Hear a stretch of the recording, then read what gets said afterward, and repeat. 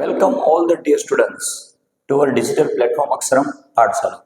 So in this video lecture we are going to talk about the latest blueprint for the standard 11 Arts, Commerce and Science stream.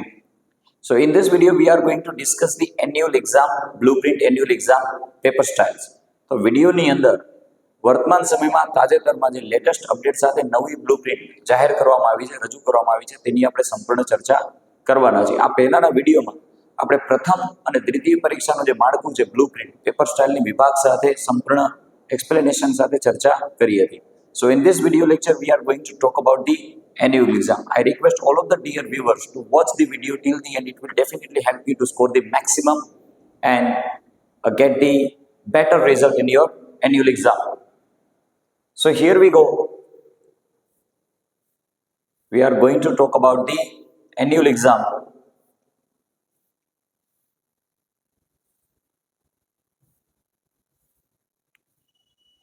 Okay students. So first of all look at here.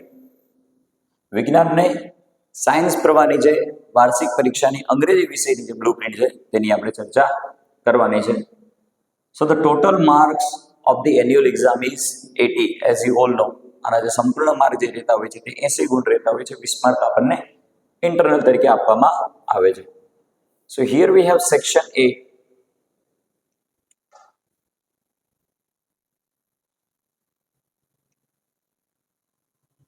Section A. So section A carries 15 marks. Section A જે છે તેના total ગુણ 15 છે. પ્રશ્ન number 1 થી 3 ની જો આપણે વાત કરીએ તો અહીંયા આપવામાં આવેલું છે content based question. Content based question કે જેની અંદર આપણને પૂછવામાં આવશે ટેક્સ્ટબુકમાંથી પૂછવામાં આવશે ટ્રુ અને ફોલ્સ. ઓબ્જેક્ટિવ છે સંપૂર્ણ સેક્શન એ, તો એના માર્ક રહેશે 3 પ્રશ્ન 3 માર્ક. ત્યાર પછી જો વાત કરીએ ક્વેશ્ચન નંબર 4 to 6 તો તેની અંદર આપણે એક્સ્ટ્રી જે સપ્લિમેન્ટરી રીડર આવે છે, એક્સ્ટ્રા બુક જે આવે છે સપ્લિમેન્ટરી રીડર, તેમાંથી 3 પ્રશ્ન પૂછવામાં આવશે. નિયરેસ્ટ મિનિંગ રહેશે, તે પણ ઓબ્જેક્ટિવ રહેશે, એમસીક્યુ આપવામાં આવશે. 3 પ્રશ્ન 3 mark. Let's talk about 7 to 9, 7, 8, 9. That is based on our language function. અહીંયા 3 વાક્ય આપવામાં આવેલા છે. બ્રેકેટની અંદર વાક્યોના યોગ્ય શીર્ષક પણ આપવામાં આવેલા છે. તો આપણે વાક્ય સામે સાચું શીર્ષક લખવાનું રહેશે. 3 પ્રશ્ન 3 માર્ક.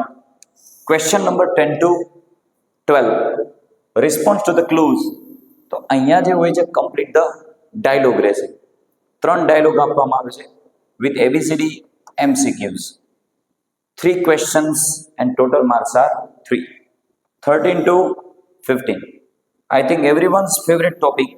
દરેક વિદ્યાર્થીનો પસંદગી વિષય છે આ ક્વેશ્ચન વર્ડ, ફ્રેમિંગ ક્વેશ્ચન, જેને આપણે WH વાળા પ્રશ્નાર્થ વાક્ય કહીએ. So here we are also going to be given 4 MCQ ABCD. અહીંયા પણ આપણને 4 MCQ આપવામાં આવશે. Total there are 3 questions. Each and every question carries 3 marks. So the total of section A is 15 marks. And section A, as you all know that it is totally MCQ based, it is the objective sense section. So if you work hard, you can definitely score 15 out of 15 mark very easily and in a very short time in this section.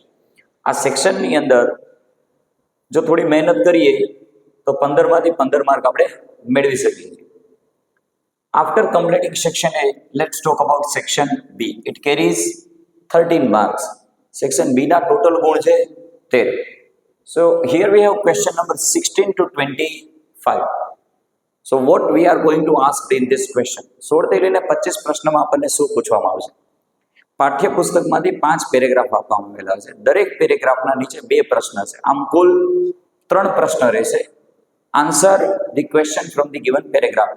આપેલ પ્રશ્નના જવાબ ફકરામાંથી આપવાના રહેતા હશે. હવે આ ફકરા આપણને main ટેક્સ્ટબુકમાંથી જ પૂછવામાં આવે છે. Total there are 10 question and it carries 10 marks. 10 પ્રશ્ન છે, 10 ગુણ રહેશે. Question number 26 to 28. So what is it? Let me tell you. Recognition of vocabulary, main textbook objective. So here we are going to be given a paragraph with 3 blanks. અહીંયા આપણને એક paragraph આપવામાં આવશે, તેની અંદર 3 ખાલી જગ્યાઓ છે. We are also going to be given brackets option. અહીંયા આપણને કૌંસની અંદર ઓપ્શન પણ આપવામાં આવ્યા છે. તો કૌંસમાં આપેલ ઓપ્શનનો ઉપયોગ કરીને આપેલ ફકરાની ખાલી જગ્યા લખીને સંપૂર્ણ પેરેગ્રાફ અહીંયા ફરીથી લખવાનો છે. So be careful while writing this question. આ જ્યારે આપણે પ્રશ્નનો જવાબ લખીએ ત્યારે યાદ રાખજો, સંપૂર્ણ પેરેગ્રાફ ફરીથી લખવું પડશે. This is the rule of board exam. આ જ નિયમ છે એક્ઝામનો. And it carries 3 marks. 3 ખાલી જગ્યાઓ છે અને તેના માર્ક્સ પણ રહેશે 3. So section B is over that. Now here we have section C. It carries 16 marks. તેના 16 marks છે. So here we have question number 29 to 30. To જોઈએ શું છે. So the title is Reading Comprehension from Supplementary Reader. આપણે જે extra supportive book આવે છે તેમાંથી કોઈ પણ સ્ટોરીનો કોઈ પણ પાર્ટનો એક પેરેગ્રાફ મૂકવામાં આવ્યો છે અને તેના નીચે 4 પ્રશ્ન આપેલા છે. પેરેગ્રાફ પરથી આપેલ 4 પ્રશ્નોના આપણે જવાબ લખવાના છે. It carries 4 marks. There will be 4 question, 4 marks. 4 પ્રશ્ન છે, તેના 4 ગુણ રહેશે. Question number 33. So we are going to be asked in this question summary writing. અહીંયા આપણને સંક્ષિપ્તીકરણ પૂછવામાં આવશે, તેના પણ 4 ગુણ રહેશે.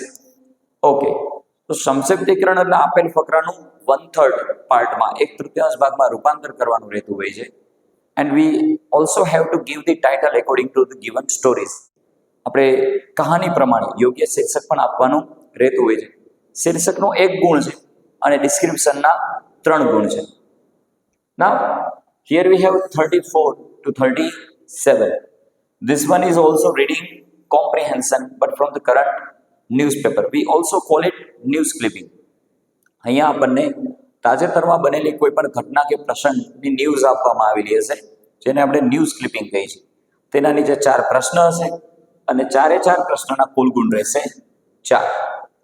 Then 38 to 41. So here we are going to be asked comprehension but from the textbook which is about poem. કાવ્ય પંક્તિઓ આપવામાં આવેલી હશે અને તેના નીચે 4 પ્રશ્ન હશે. દરેક પ્રશ્નનો 1 ગુણ, આમ કુલ 4 ગુણ. So the total marks of section C is 16 marks.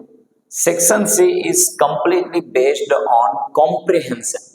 Section B જે છે તેની અંદર સમરી રાઇટિંગની બાદ કરતા ફકરા પરથી પ્રશ્નોના જવાબ અને આપેલ કાવ્ય પંક્તિ પરથી પ્રશ્નોના જવાબ લખવાના રહેતા હોય છે. After finishing section C, here we have section D.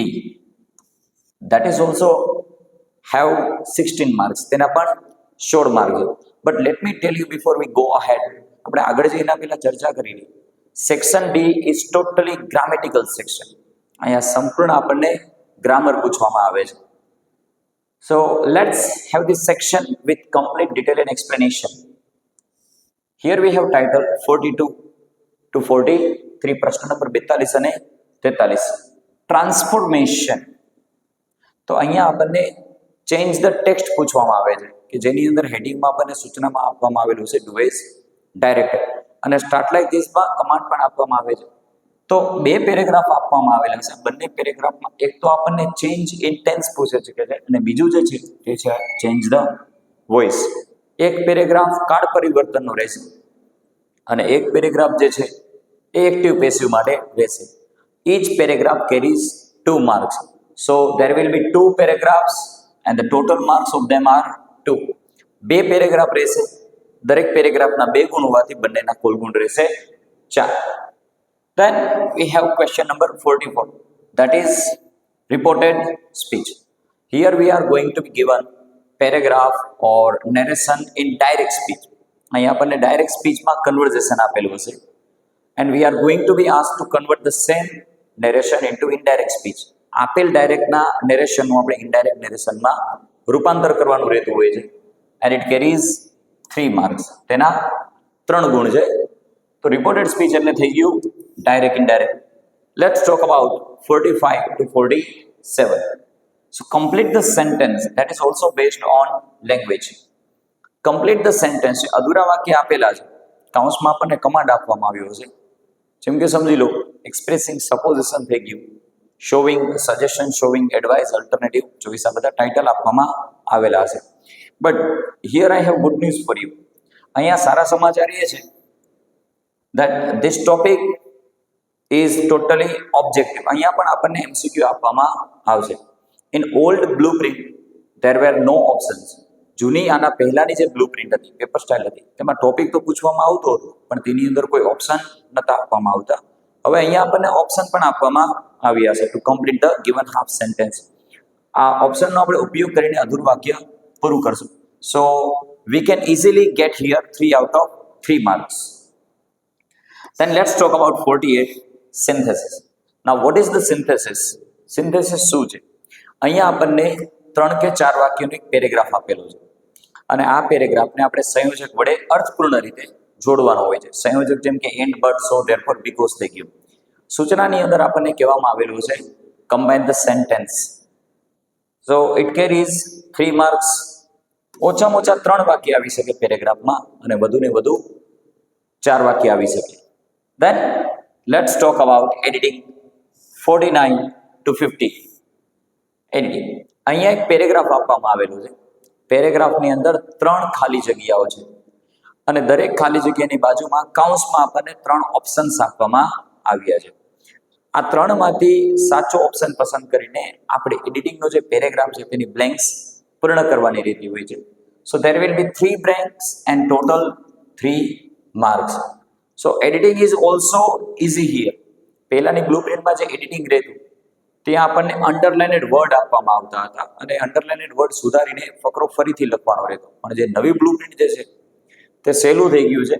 આપણને બ્લેન્ક્સ આપેલી છે, બ્લેન્ક્સની બાજુમાં જ 3 ઓપ્શન્સ પણ આપેલા છે. એમાંથી રાઈટ ઓપ્શન આપણે સિલેક્ટ કરશું અને તે આપેલ પેરેગ્રાફ ફરીથી લખશું. So students be careful here. We have to write the whole paragraph in the answer. સંપૂર્ણ પેરેગ્રાફ આપણે જવાબમાં લખવો પડશે અને જ્યાં જ્યાં આપણો જવાબ છે ત્યાં આપણે અંડરલાઇન પણ કરવી પડશે. This is the rule and this is the right method of answering the question. Now here we have this section E. It carries 20 marks. Section E. It is totally composition section. Section E જે છે આપણે અંગ્રેજીમાં હંમેશા લેખન વિભાગ રહેતો હોય છે અને તેના 20 ગુણ છે. Now let's talk about which type of questions we are going to be asked in this section. क्या પ્રશ્ન પૂછવામાં આવે છે? ઇન્ફોર્મેશન ટ્રાન્સફર, કે જેને આપણે ડેટા રાઇટિંગ પણ કહીએ છીએ અને નોન વર્બલ ટેક્સ્ટ પણ કહીએ છીએ. Here we are going to given a detail in the table or in the diagram using the pie chart or using the tables.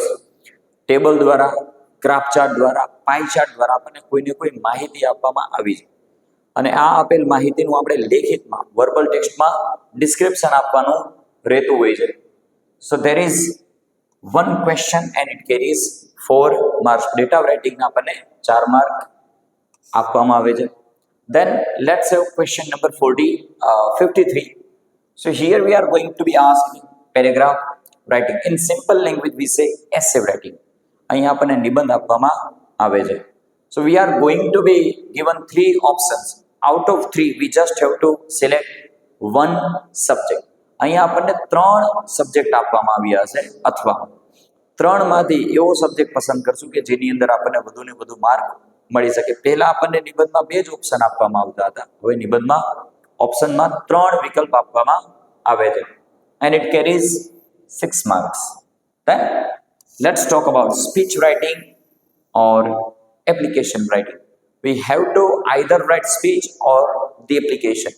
અહીંયા કાં તો આપણે સ્પીચ લખશું અને કાં તો આપણે એપ્લિકેશન લખશું. ઓપ્શન છે અને તેના કુલ ગુણ રહેશે 5.